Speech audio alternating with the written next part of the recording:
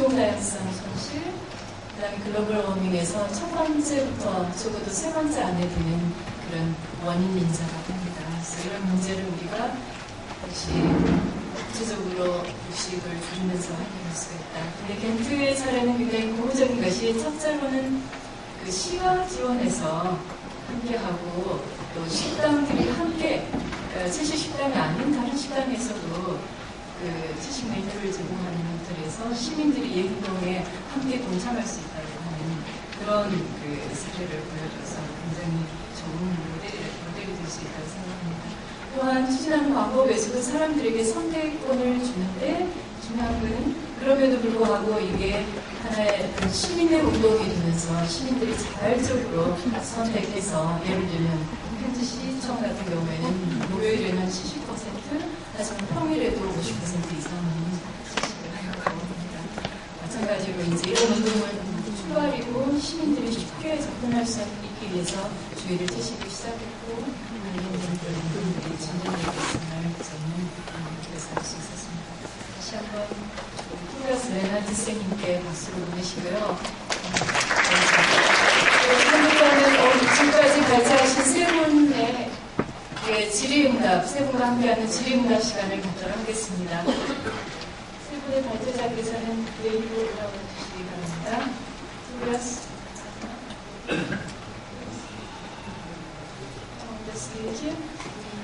그리고 다음 질의응답이 끝난 뒤에는 저희가 20분간 휴식 강화 시간을 갖게 되겠습니다. 이어서 나머지 세 분의 발제를 듣게 되고 질의응답과 토론 시간이 진행이 될 것입니다. 그리고 미리 안내하지만 저희가 오늘 참여자들이 머무는 숙소에서 아주 성대한 만찬을 준비했습니다. 오늘 오신 선생님들을 어제 이제 저희가 발제자 선생님들과 잠시 저녁에 이야기들을 나눴는데 밤새 발제를 하실 수 있다고도 하셨습니다. 굉장히 많은 정보, 유익한 정보들을 가지고 계시기 때문에 만찬장에 함께 가셔서 더 깊은 대화를 나눌 수 있는 시간 갖길 바랍니다. 그러면 지금부터 이 세 분의 발제에 대해서 질문이나 혹은 의문점 혹은 제안하실 사항까지를 포함해가지고 앞으로의 운동과 관련해가지고 이런 부분들을 함께 우리가 가져갈 수 있겠다 이런 내용까지 포함해서 말씀하실 내용이 있으면 손 들고 질문해 주시기 바랍니다.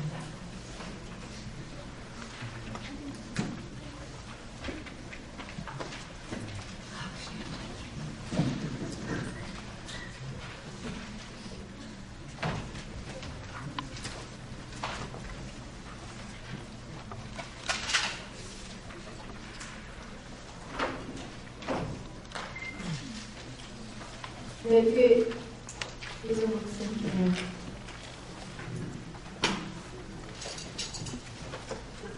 네, 강의 잘 들었습니다. 제가 두 가지를 말씀드리고 싶은데요. 첫 번째는 질문이고요. 두 번째는 저희 광주 자랑병 하려고 하는데요.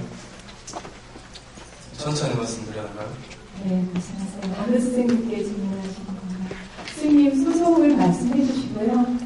또 질의하고 싶으신 선생님을 지정하시면서 질문해 주시면 좋겠습니다. 네, 저는 광주시 교육청 학교 급식을 담당하고 있는 문명입니다. 그리고 마지막으로 발제해 주신 선생님께 해당이 될 질문 같습니다. 토비아스 레너트. 예. 저희들이 시교육청에서 학생들 식생활 교육을 하고 있는데요. 가장 고민이 되는 부분이 어린 청소년들에게 균형 잡힌 식단을 제공해야 되고 먹어야 한다고 교육을 해야 된다는 점과 또 방금 말씀하신 대로 지구 환경을 생각해서 녹색 식생활 이것을 해야 된다 이런 두 가지 문제가 충돌이 일어나고 있습니다. 그래서 이런 것들을 어떤 식으로 해결하는 것이 현명할지 그게 첫 번째 질문이고요. 두 번째는 제가 이제 마이크를 놓기 전에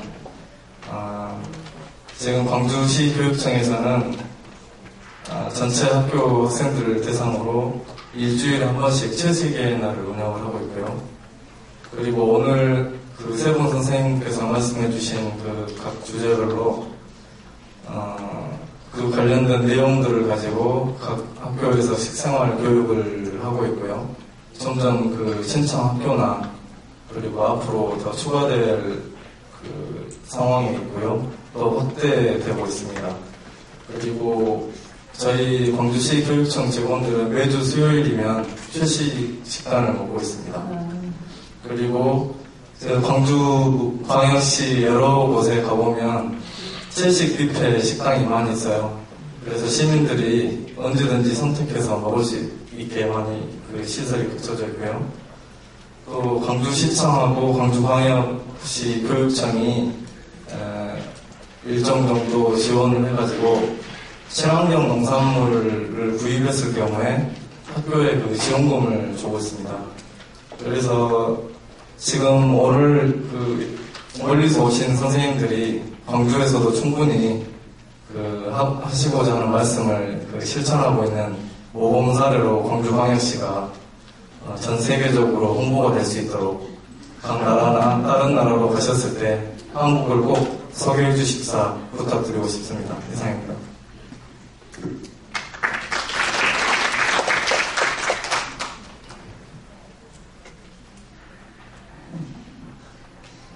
Thank you for the question and explanation. I had heard already about the excellent efforts that are going on here. Congratulations. I will mention them in my next talks. Considering your question about education about diet, not entirely clear if you're talking about perhaps people that don't think that this is a good idea, people that think that vegetarian is not healthy, etc. We avoid talking about vegetarian diet as such. I'm vegetarian since 15 years, and I believe vegetarianism is very healthy. But there are people who don't believe that and can debate it for a while.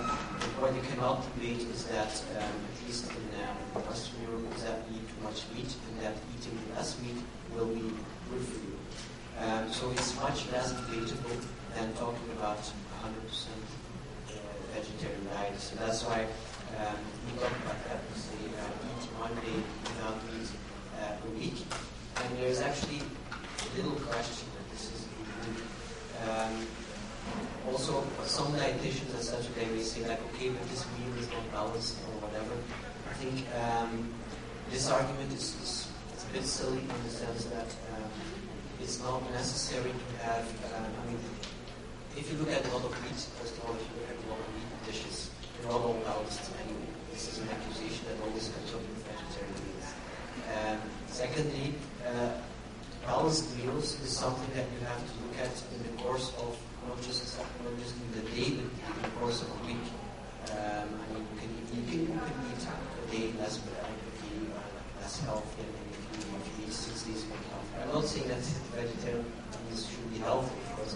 I'm saying that dietitians, etc., should look at the whole picture, not just take out one day here or one day or one meal there, etc. Sometimes, sometimes they say like, okay, a meal without meat is not this or not that. Then they forget that while they may have a meal without meat at school, they can still have a meal with meat at home or whatever. So it doesn't make sense to look at it too individually, too much focus on one meal. Of course, it is important to make the meals, vegetarian meals, as healthy as possible.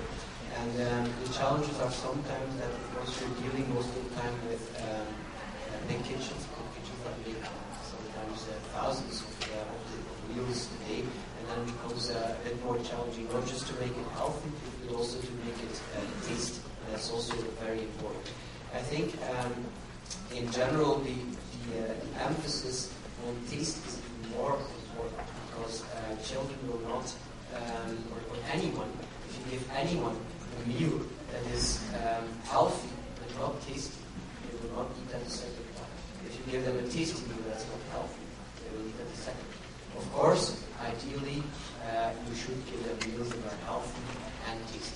That goes without saying. But sometimes I experience that in these kind of campaigns, there's not enough emphasis on taste, on making things look good, on making them taste right, etc. So I would also say like make sure that people like tasting it, and also make sure that they get a fulfilled feeling from it. Because a lot of people say after vegetarian meal I have to eat one meal because I'm not filled. So that's also very important. As people shouldn't be hungry after a vegetarian meal. Of course, it's all a matter of habit. Your stomach gets adjusted to things, etc. But if you start eating vegetarian, there's often a sense of I haven't eaten enough, and that's a sensation that we should avoid.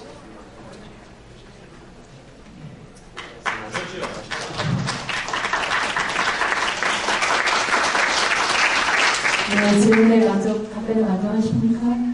네. 또 다른 연사분에게나 혹은 질문이 있거나 제안 있으시면 해주시기 바랍니다. 네.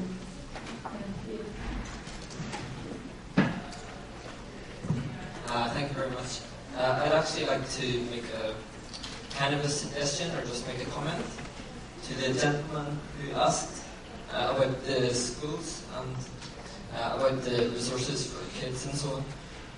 It's just a general observation in Europe and in the West. There's actually very, very many vegetarian websites and resources for kids and recipes and a lot of information about how you can get a balanced diet.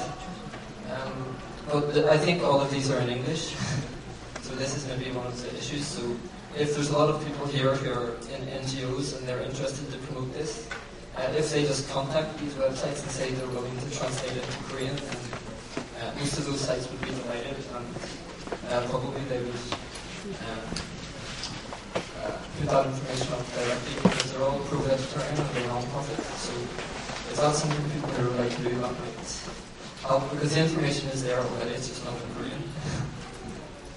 So I just wanted to mention that if anyone here wanted to maybe pick up on that as NGO or as Koreans. That's all.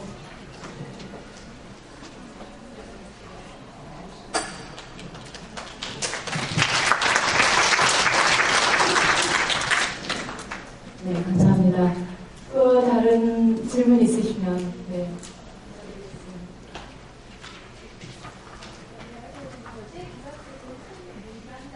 잠깐만 기다리세요. 마이크 해주셔야 통역입니다. 네, 반갑습니다. 저는 기후학교에서 온 송미량이라고 하고요.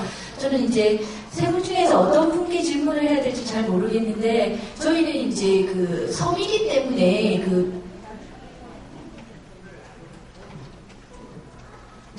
제주도 다음으로 큰 섬이기 때문에 어류나 어패류의 소비가 굉장히 많습니다. 그래서 이제 육류 같은 경우에는 이렇게 그 기후 온난화 그 감기에 대한 연구가 많은데, 혹시 그 어류나 어패류 소비에 관해서 그것은 뭐 연구가 뭐 거의 그 감기에 끼치는 영향이 적어서 그런 것인지 좀 뭐 연구됐는지 좀 궁금합니다.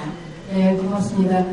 그 질문은 로버트 굿랜드 박사님께서 해주실 수 있을 거라고 생각합니다. 실제로 로버트 굿랜드 박사님은 그 월드워치 연구소 논문을 쓰신 다음에 유엔 그 식량농업기구에 초청을 받으셔가지고 로마에서 발표를 하셨는데, 그 내용이 농업과 그 지속 가능한 그런 세상을 위한 그런 비전이라고 하는 발제를 하셨거든요. 그래서 로버트 can answer that. The main point is that Korea is a very unusual country in the whole world. Korea, as you know much better than I, is a peninsula.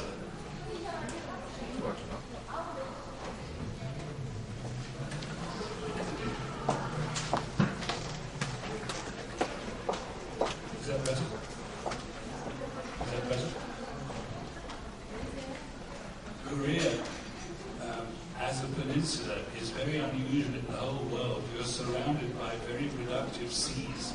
So for individual Koreans, if you could switch from Amazonian beef and Amazonian-fed soy chicken feed and Amazonian-fed pig feed over to fish, you'll do the climate a huge benefit.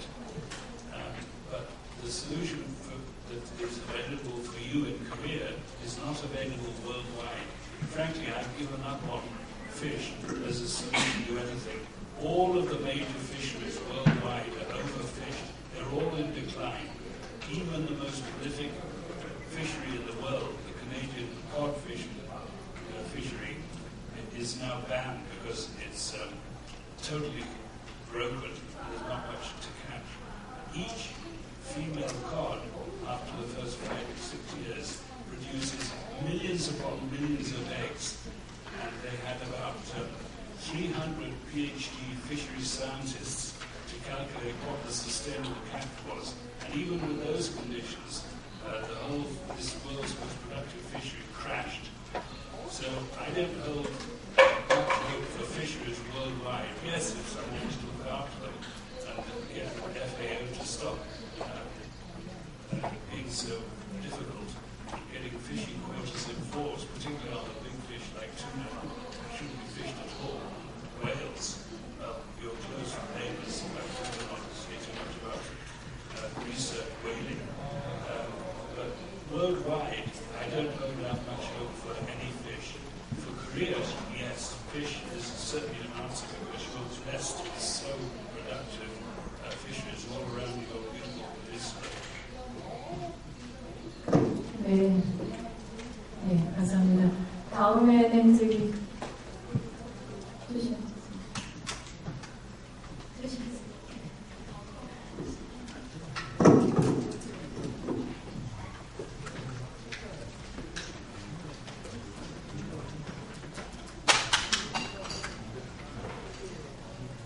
네, 발표 잘 들었습니다. 저는 청주에서 왔고요. 유기농업 운동을 하고 있는 흑산인에서 일하고 있는 최시영이라고 합니다. 안나 선생님께 여쭙고 싶은데요. 아까 마다가스카르에서의 벼가 이제 헥타르당 생산량이 굉장히 늘었다라고 발표를 좀 해주셨는데, 그 벼의 품종이 마다가스카르의 토착 품종인지, 혹은 전에 이제 생산했었을 때와 유기농업을 했었을 때 그런 시험했던 기간이나 양들이 굉장히 늘었는데, 또 그 생산된 쌀에, 많이 생산된 쌀의 밥맛 같은 것들은 또 어땠는지에 대한 것들이 궁금하고요. 벨기에에서 오신 헨트시 발표를 해주신 선생님께도 한 가지 질문하고 싶은 게, 사실 이제 저희 한국에 있는 도시들인 경우에는 물론 경제 소득이 올라가면서 육류 소비가 굉장히 늘긴 했지만, 저희들이 이제 그 도시에서 예를 들어서 식생활 교육을 하든 혹은 이런 채식 운동을 하든 우리가 지금 먹고 있는 육류 소비량이 얼마나 되는지가 좀 집계가 안 되는 게 있고, 굉장히 또 국가 차원에서는 축산업을 장려하고 지원하는 일들이 굉장히 많아요. 하기 때문에 예를 들어서 우리가 이제 그런 정부, 지자체, 지방자치단체 정부의 지원을 받든 어떤 운동을 통해서 지자체 단위의 그런 목요일이라는 채식 운동 같은 것들을 통해서 예를 들어서 헨트시 같은 경우가 그런 채식 목요일 캠페인을 하게 됐던 배경이 육류 소비가 너무 많아서 이걸 줄이자는 목적이었다라고 하면, 실제 이런 캠페인을 통해서 얼마나 줄고 있는지, 그리고 그런 것들이 또 다른 부분으로는 어떻게 또 더 시의 좀 부족한 복지라든지 이런 데에 또 어떻게 활용되고 있는지에 대한 것도 궁금하고, 실제 그런 통계들이 좀 헨트시에서는 시작하고 나서 어떤 변화들을 보이는지에 대한 것들이 좀 궁금합니다.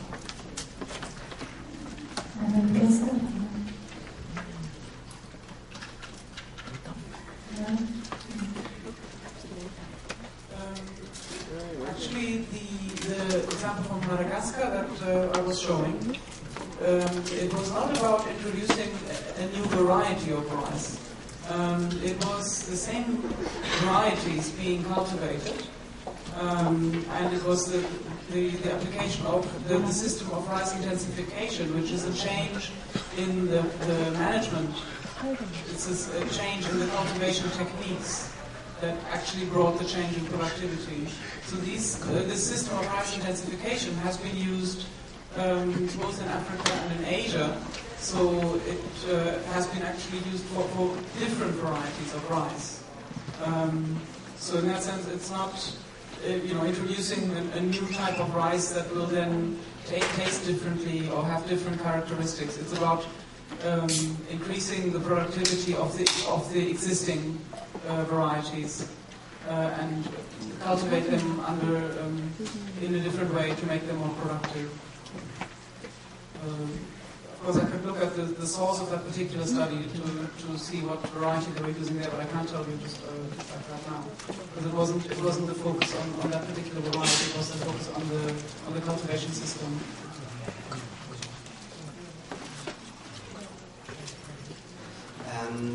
You asked about the support from the city of Ghent. So what we get from them is financial support. They pay for different kind of work that we do. So they commission certain projects to us, like events and applications like rescue movement, event with vegetarian food, etc. That which will be free for locals. So they finance that. They also support in terms of communication. So as a city, which is a lot of people, they have communication channels, they have newsletters, they have a city magazine, etc. Those kind of things they use for communication about the campaign. And they also support just if you want to organize a big event, they will make sure that everything is in place, that everything is rented, that they use the necessary permissions, etc. That makes it a lot easier for us. And then lastly, they support in terms of man hours. They have several staff that do quite a number of hours to the campaign. Then in terms of the results, I showed a slide which says that 20% participate and 50% says that they decrease their meat consumption as a result of the campaign. Now I think apart from concrete results, I think what's just as important is the awareness raising that this campaign does. Like we see, for instance, that quite a lot, a higher percentage of people is aware of greenhouse gas emissions from meat in Ghent than in other parts of the country. But even in other parts of the country, the campaign has a national success. We got an award from the Belgian government. We were respected as the first of 150 organizations for a campaign that has impact. So it's spread more than just the city of Ghent. We have created a lot of awareness with it a couple of weeks ago, mainly thanks to the people from which are actually the opposition, people who cultivate meat farmers and the meat industry. They were protesting against the campaign, and they were doing that in such a radical and aggressive way that the media took our side. And it was very positive media coverage, and we were on the national news, and I was on the national news debating with the president of the meat union, etc. And there was a lot of awareness raising about the campaign. So that's also just as important as the figures of statistics that we can get right now. 네, 아까 한국의 육류 소비량을 말씀하셨는데요. 저희 나라 육류 소비량이 미국 평균의 80%까지 올라갔다고 합니다. 매우 높은 수준이고요. 많이 소비하는 그 층에서는 미국의 평균을 상회하는 수준으로 육류 소비를 하고 있는 그런 수준이라고 합니다. 또 다른 질문에 여기 먼저 하시고 그다음에 드리겠습니다.